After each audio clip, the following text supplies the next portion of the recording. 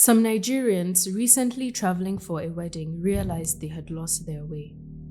They stopped to ask for directions. In a shocking turn of events, the residents attacked them immediately, killing at least 13 of them and setting their vehicle ablaze. Across all sub-regions in Nigeria's north, the country has witnessed a disturbing spike in violence incidents in the last 2 weeks, including terror attacks, bomb explosions, and intercommunal killings. These events, which have left hundreds dead, injured, or displaced, reveal the fragility of national security, despite government efforts to restore calm in affected areas. The first major incident occurred on June 13th when armed persons attacked Yelwata, a community in Goma local government area of Benue State. Community leaders say over 200 people were killed, while the government confirmed 151 deaths.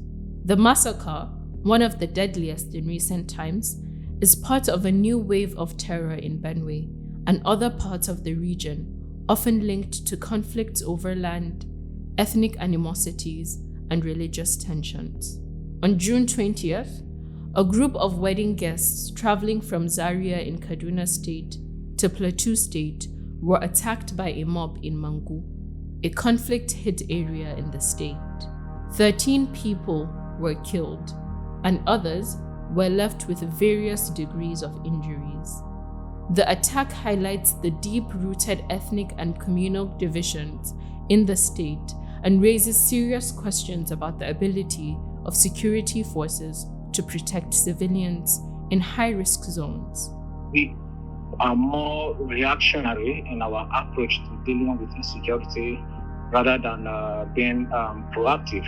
You only see government or security agents responding when there's been an attack or there's been an escalation, in violence. But before an attack happens, nothing is done in trying to forestall attacks and trying to prevent attacks from happening. The following day, June 21st, 2 separate incidents occurred. In Kano State, there was a deadly explosion in Hoto along the eastern bypass. At least 5 people were killed and 15 injured.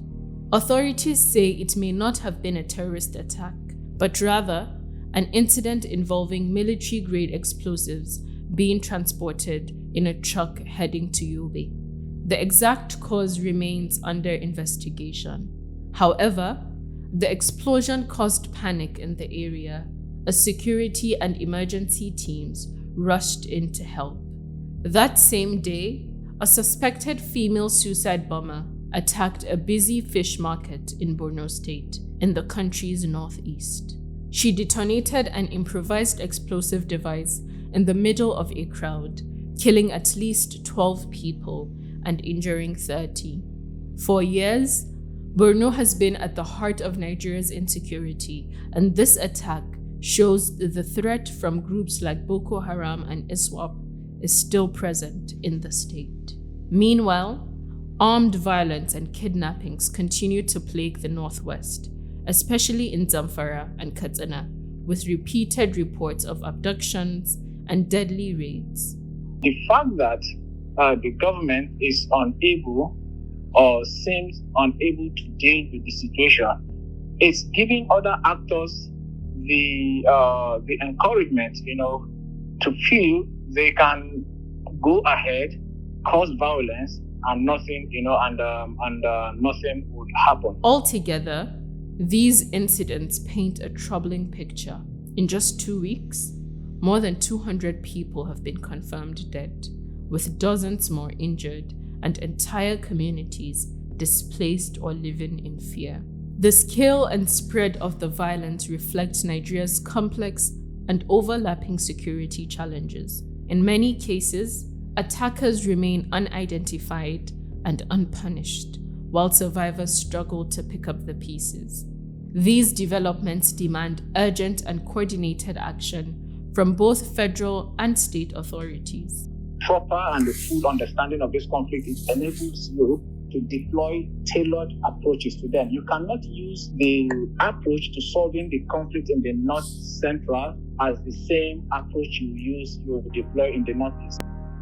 There must be better intelligence gathering, stronger protection for vulnerable communities, and sustained efforts to resolve local grievances before they escalate into mass violence. If nothing is done soon, the violence could get worse. More innocent people could be harmed, and the country could become even more divided.